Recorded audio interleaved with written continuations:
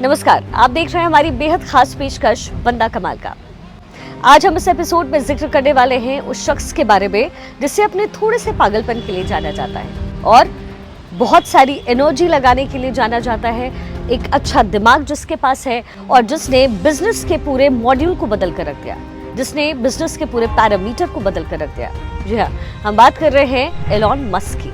Real life iron man, innovator, risk taker Elon Musk. और इनकी life के कुछ पागलपन वाले जो किस्से हैं वो आपके साथ हम शेयर करेंगे, जो यकीनन आपका दिमाग हिला देंगे। आपको इनकी कहानी बताते हैं। World famous business personality Elon Musk. किसी भी नॉर्मल इंसान को कंप्यूटर प्रोग्रामिंग सीखने के लिए 6 महीने का समय लगता है, लेकिन इस व्यक्ति में बचपन से ही कुछ खास था।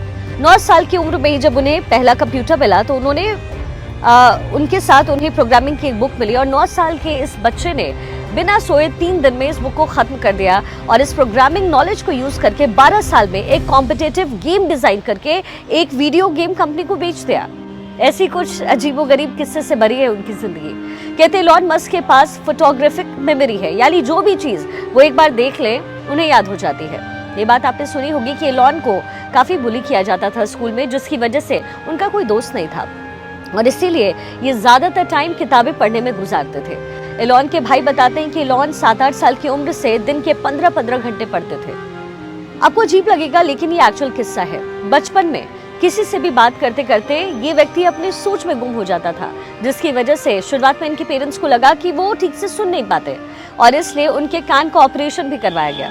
लेकिन ऑपरेशन के बाद भी कुछ फर्क नहीं पड़ा, कुछ बदला नहीं। और फिर उन्हें पता चला कि उनका फोकस इतना ज्यादा है कि अगर वो कुछ सोच रहे हैं तो उन्हें आसपास की आवाजें सुनाई नहीं देती। एलॉन 17 साल की उम्र में पेंसिल्वेनिया यूनिवर्सिटी में एडमिशन लेकर के कनाडा शिफ्ट हुए और यहाँ उनके कुछ दोस्त बने। उनके क्लासमेट को पार्टीज का बहुत शौक था, लेकिन एज रिस्ट्रिक्शन की वजह से वो अटेंड नहीं कर पाते थे। इस पर एलॉन उनके फ्रेंड ने मिलकर के एक जुगाड़ लगाया।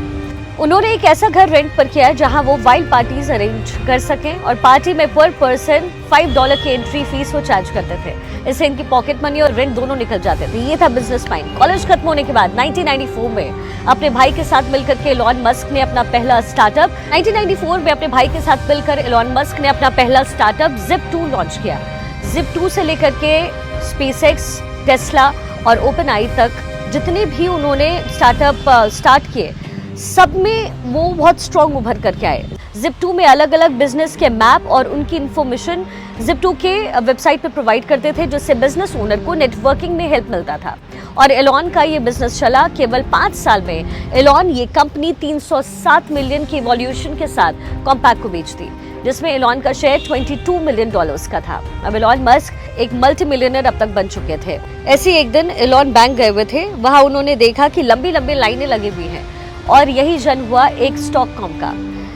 एलॉन की एक कंपनी ऑनलाइन ट्रांजैक्शन सिर्फ एक ईमेल के थ्रू प्रोवाइड करती थी। शुरुआत में लोग भरोसा करने के लिए कतराते थे, लेकिन बाद में रैपिडली इनकी अच्छी ग्रोथ हुई और आगे चल के ये जो है पेपाल बन गई। 2002 में पेपाल $1.5 बिलियन के वैल्यूएशन के साथ खरीदा गया, जिसमें एलॉन मस्क सबसे हाईएस्ट 11.7% के स्टेक होल्डर थे।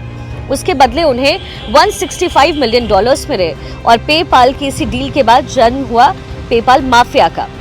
यानी जितने भी शेयर होल्डर्स थे उन्होंने पेपाल बेचने के बाद खुद की बड़ी बड़ी कंपनी बनाई, जिसमें यूट्यूब, लिंक्डइन, इस तरह के ब्रांड शामिल है। पेपाल के बाद एलॉन मस्क के पास काफी पैसे आ चुके थे। अब उन्हें पूरा करना था अपना स्पेस ट्रैवल का सपना, इसलिए रॉकेट खरीदने के लिए ये बंदा रशिया गया।